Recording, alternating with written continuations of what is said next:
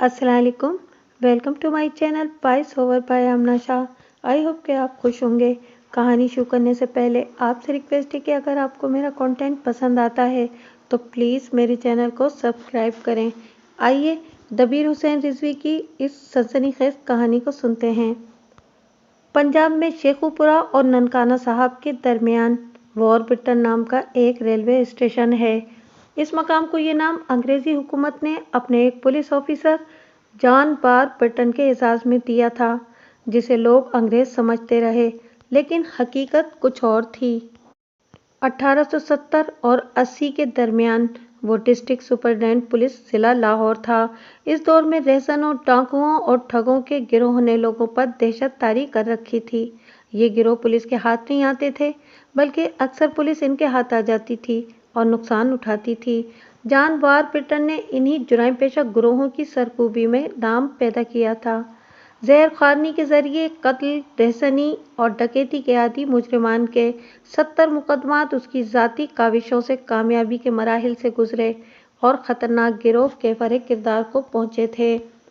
John वॉरबिटन का नाम सुनते ही एक जुराइम पेशा गिरोह का सरगना शरफुद्दीन याद आता है। वो अपने फ़न का इतना ही माहिर और दिलेर था जितना वॉरबिटन अपने फ़न का उस्ताद था। शरफुद्दीन खुशरो जवान ज़िला होशियारपुर का रहने वाला था। उसने बालिग उम्री को पहुँचते ही एक हसीन लड़की को अगवा कर लिया, जिसका नाम विलायता था। इसको वो साथ साथ लिए फिरा और उसके जेवरात और कीमती पारचाजात बेच बेच कर वक्त गुजारता रहा, हत्ता कि कल्लाश हो गया। ये उसका पहला जुर्म था। पास पल्ले कुछ न रहा तो वो मेहनत मजदूरी पर गुजारा करने लगा। उसको अपनी महबूबा विलायता की वफाओं पर शुबहात पैदा होते चले गए। आपस में झगड़े होने लगे। एक दिन ग़ैज़ व ग़ज़ब से मग़लूब होकर शरफुद्दीन ने विलायता की नाक काट दी और भाग निकला। थोड़े दिनों बाद ही पुलिस के हत्थे चढ़ गया और सज़ा पाकर जेल चला गया। जेल में उसकी मुलाकात टीकाराम नामी एक कैदी से हुई, जो आदि मुजरिमों के एक गिरोह का लीडर था। उसके साथ शरफुद्दीन की दोस्ती हो गई। जेल में यही एक खराबी है कि नए कैदी इबरत हासिल करने की बजाय पुख्ताकार मुजरिमों से तरबियत हासिल कर लेते हैं। वो जब कैद पूरी करके रिहा होते हैं तो जहनी तौर पर मुजरिम बन चुके होते हैं। शरफुद्दीन ने भी टीकाराम की दोस्ती से जुराइम की तरगीब और तरबियत हासिल की। वो बाहर आया, फिर टीकाराम की भी सजाए कैद पूरी हो गई। शरफुद्दीन और टीकाराम मिलकर जुराइम के इर्तिकाब में सरगर्म हो गए। चंद एक वारदातों के बाद दोनों में झगड़ा हो गया और अलहदा हो गए। शरफुद्दीन को अब टीकाराम की ज़रूरत भी नहीं रही थी। उसने दाव पेच सीख लिए और अमली तरबियत भी हासिल कर ली थी। उसने अपना गिरोह बना लिया। थोड़े ही अरसे बाद उसने जाने क्या सोचकर इस गिरोह से अलहदगी इख्तियार कर ली और वो आगरा पुलिस में भर्ती हो गया। टीकाराम एक बार फिर पकड़ा गया और 28 साल की सज़ा पाकर जेल चला गया। शरफुद्दीन को पता चला तो वो टीकाराम के घर गया। वो इसकी बीवी को पहले से जानता था। उसने इस औरत को अपनी दोस्ती के जाल में फांस लिया और उसे अपने साथ आगरा ले गया। ज़्यादा दिन नहीं गुजरे थे कि उसने आगरा पुलिस की नौकरी तर्क कर दी और टीकाराम की बीवी के साथ अपने गांव कांथा ज़िला होशियारपुर वापस आ गया। टीकाराम की बीवी बड़ी दिलेर औरत थी और पुख्ताकार मुजरिम।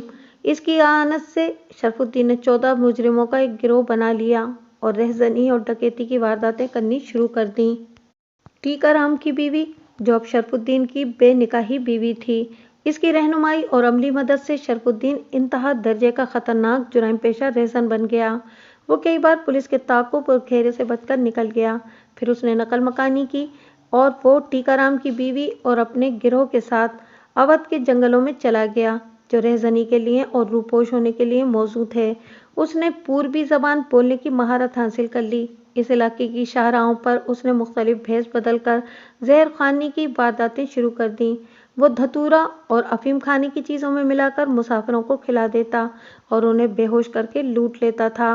शरफुद्दीन के गिरोह के आदमी मुसाफिरों को मंशियात मिली हुई खुराक खिलाने से पहले देसी शराब खूब पिलाते थे, ताकि जहर खाने की अलामात दब कर रह जाएं। बेहोश मुसाफिरों पर बाकी मानदा शराब छिड़क कर खाली बोतल उनके पास पड़ी छोड़ देते थे, ताकि मालूम हो कि शराब पी पी कर उन्होंने ये हाल बना लिया है। वारदात का इर्तिकाब करके ये जुराइम पेशा आदमी पूर्वी भेस उतार कर पंजाबी लिबास पहन लेते اور پنجابی بولنے لگتے تھے، جس سے ان کے خلاف اشتباہ نہ ہوتا تھا۔ پولیس کی ملازمت نے شرف الدین کو بڑا چوکس بنا دیا تھا۔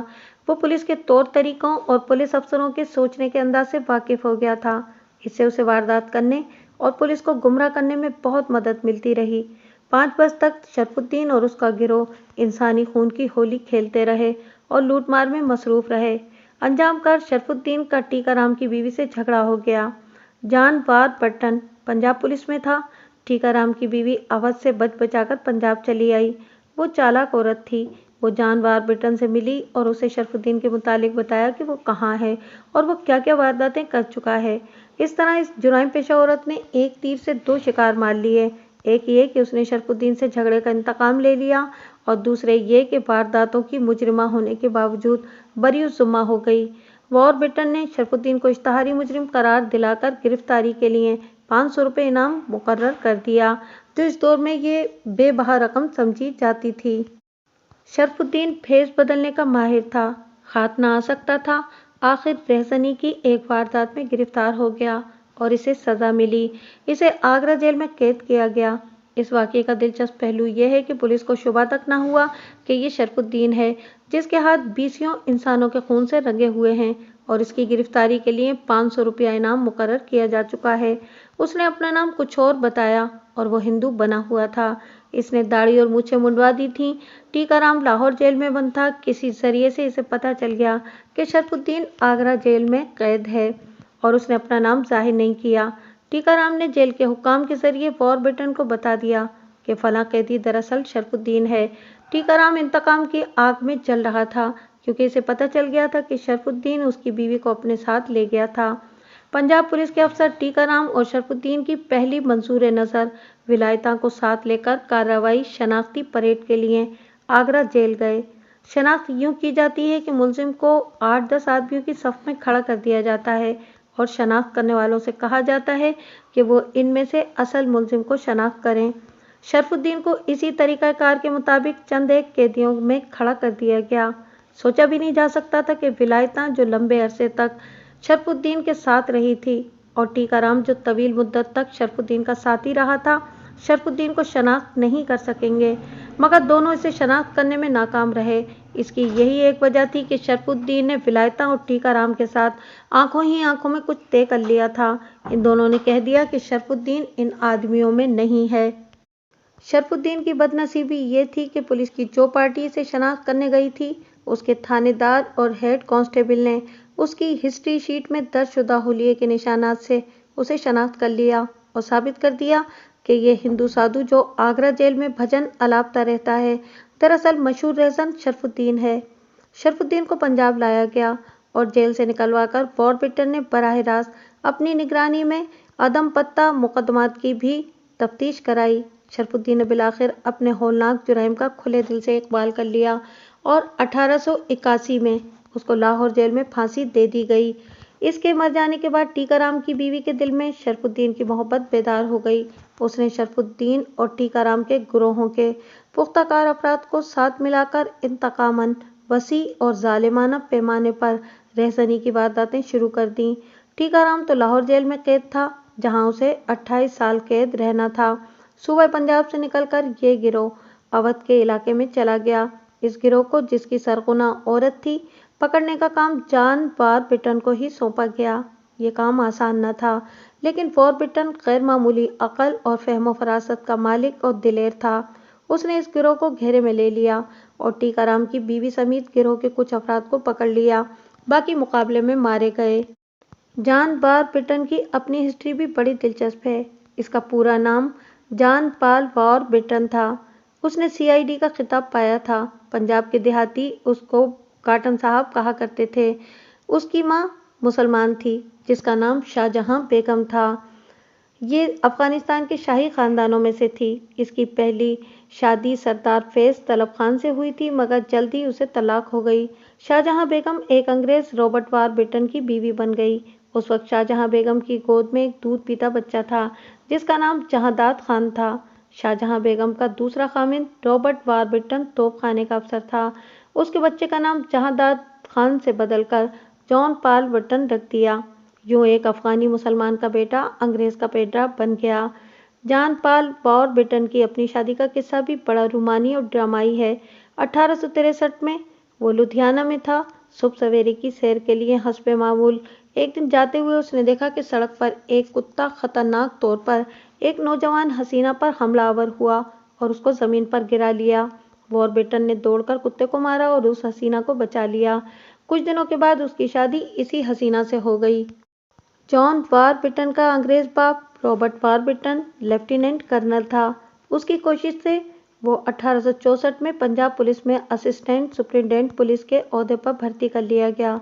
वो हिंदुस्तान की चीदा चीदा ज़बानें रवानी से बोलता था। 1872 में वो लुधियाना में सुपरिटेंडेंट पुलिस था, जहां बादरिया कबीले के जुराइम पेशा गिरोह अगवा, रहज़नी और डकैती की संगीन वारदातों का इर्तिकाब करते थे और यूं उसको ठिकाने लगाने में माउंटबेटन ने बड़ा नाम पैदा किया। शरफुद्दीन वाले केस में बेमिसाल कामयाबी हासिल करके माउंटबेटन की शोहरत को पर लग गए। बटन साहब का सारे पंजाब में शोहरा हो गया। सांसी कबीले के जुराइम पेशा गिरोह की भी उसने बड़ी तगोदो से सरकूबी की। वो भेष बदलने का माहिर था।